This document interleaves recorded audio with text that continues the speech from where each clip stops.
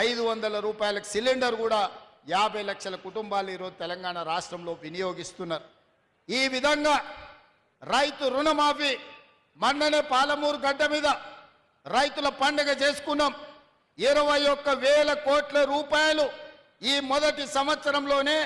మీరందరూ రైతుల బిడ్డలు మీ ఇంటికెళ్ళి మీ నాయనని అడగండి, రైతు రుణమాఫీ జరిగిందా లేదా. 2 లక్షల లోపల రుణం ఉన్న 25 లక్షల మంది రైతులకు 21,000 కోట్ల రూపాయలు వాళ్ళ ఖాతాలో వేస్తే వాళ్ళ ఖాతాలో కాసులు గలగల అంటుంటే కొంతమంది గుండెల్లో పిడుగులు పడ్డట్టుగా ఫామ్ హౌస్లో పండుకొని బాధపడుతున్నారు. వాళ్ళ బాధకు మందు లేదు. ఏదైనా మందు ఉంటే ఇక ఆ మందు జూపల్లి కృష్ణారావు గారు ఇవ్వాల్సిందే, వారు లేరు కానీ వాళ్ళ శాఖ ఇవ్వాల్సిందే. ఎందుకై బాధపడుతురు? రైతులకి ఇవాళ 21,000 కోట్ల రూపాయలు మొదటి సంవత్సరంలోనే 25 లక్షల మంది రైతులకు రైతు రుణమాఫీ చేసినాం. అదే కాదు, రైతు భరోసా సంక్రాంతి పండుగ తర్వాత ఖచ్చితంగా రైతులను ఆదుకుంటాం, రైతు భరోసా ఇస్తామని చెప్పి ఈ ప్రజలకు చెప్పినాం.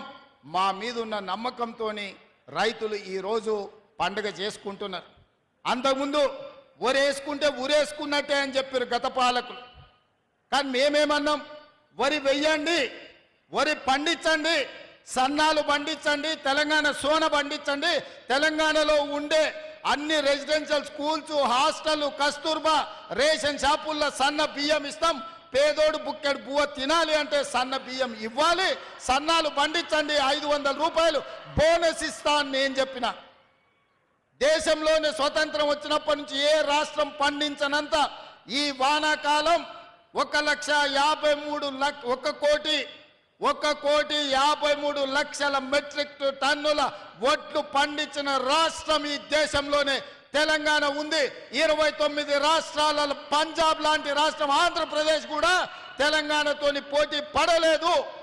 66 లక్షల ఎకరాలల్లో 1,53,00,000 వడ్లు మెట్రిక్ టన్నుల వడ్లు పండించిన చరిత్ర తెలంగాణది, తెలంగాణ రైతాంగానిది.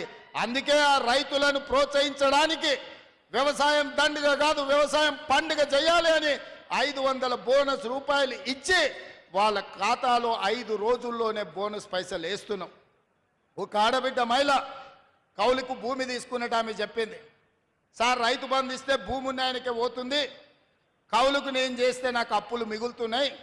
ఈసారి రేవంత్ సారు బోనస్ ఇవ్వడంతో నాకు ఎకరాకు 30 క్వింటాళ్ళ వడ్లు అన్నాయి, ప్రతి ఎకరాకు 15,000 రూపాయల బోనస్ నాకు వచ్చింది.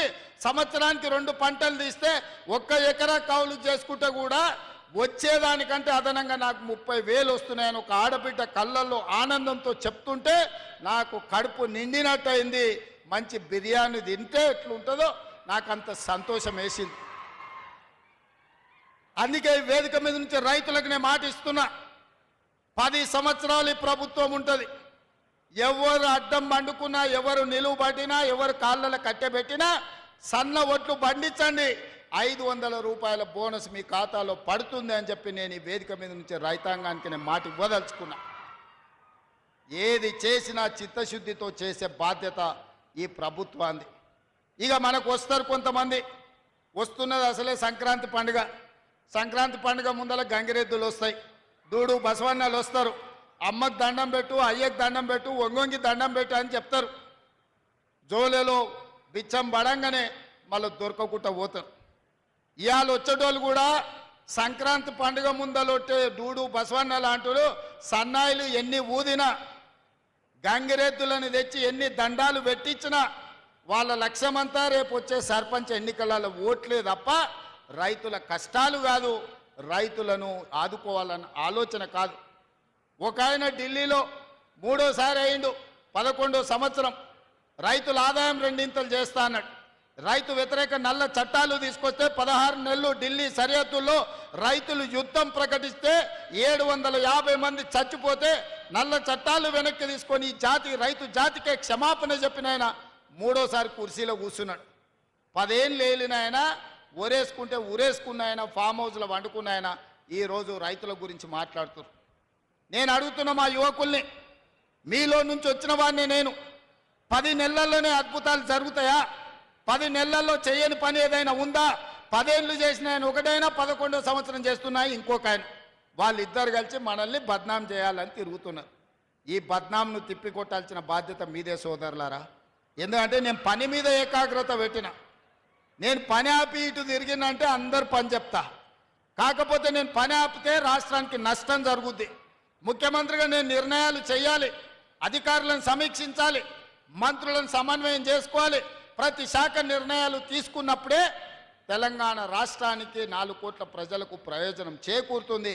అందుకే ఈ ప్రభుత్వాన్ని బదనాము చేసే వాళ్లకు కర్రు గాల్చి వాత పెట్టాల్సిన బాధ్యత మీ అందరిదని చెప్పి నేను విజ్ఞప్తి చేస్తున్నా. ఈ ప్రభుత్వం మీది, మీరు ఎన్నుకుంటే మీరు భుజాల మీద మోస్తేనే ఇవ్వాలని నేను ముఖ్యమంత్రి అయినా, దామోదర్ రాజనరసింహ గారు మంత్రి అయినారు, పెద్దలు విక్రమార్క గారు ఉప ముఖ్యమంత్రి అయినారు, మాకందరికీ కుర్చీలు వచ్చినాయి. మీరు ఎన్నుకున్న ప్రభుత్వాన్ని కాపాడుకోవాల్సిన బాధ్యత కూడా మీదే సోదరులారా. ఈ ప్రభుత్వం మా కష్టంతోనే వచ్చిందని నేను చెప్తలేను. మా తలరాతలు మార్చి మాకు ఇంత పెద్ద బాధ్యత ఇచ్చింది మీరే. మా తలరాతలు మార్చిన మీరు ఈరోజు ఈ ప్రభుత్వం మీద జరుగుతున్న విష ప్రచారాన్ని తిప్పికొట్టాల్సిన బాధ్యత కూడా మీదే. ఎందుకంటే మేము పనిలో నిమగ్నమై ఉన్నాం. తప్పుడు ప్రచారాలను ఎదుర్కోవాల్సిన బాధ్యత మీ మీదనే ఉన్నది.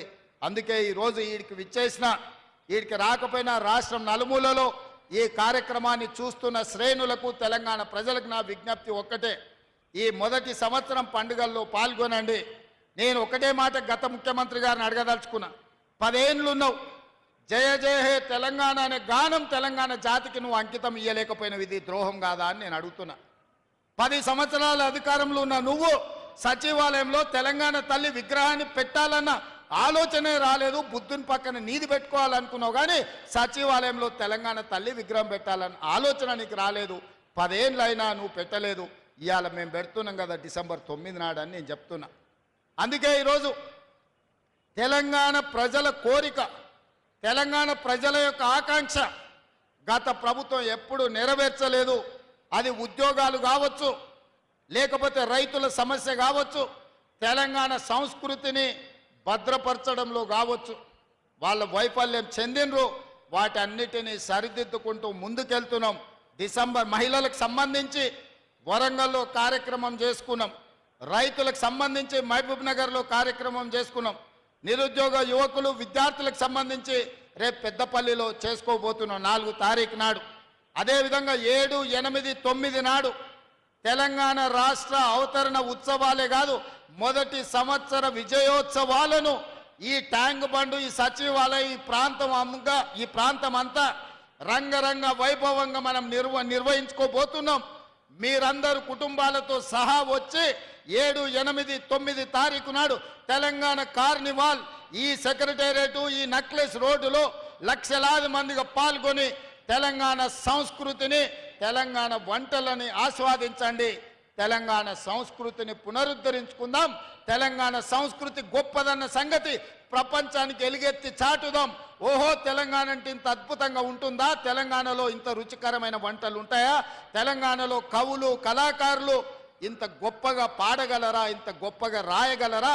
తెలంగాణ అంటేనే ఇదిరా అనే విధంగా 7, 8, 9 తారీఖు రోజు ఈ నెక్లెస్ రోడ్లో మొదటి సంవత్సర విజయోత్సవాలతో పాటు తెలంగాణ ఉత్సవాలను జరుపుకుందాం. డిసెంబర్ 9 నాడు తెలంగాణ తల్లిని మన జాతికి అంకితం చేద్దామని మీ అందరికీ తెలియజేస్తూ మీ అందరి దగ్గర సెలవు తీసుకుంటున్న మిత్రులారా, ధన్యవాదాలు.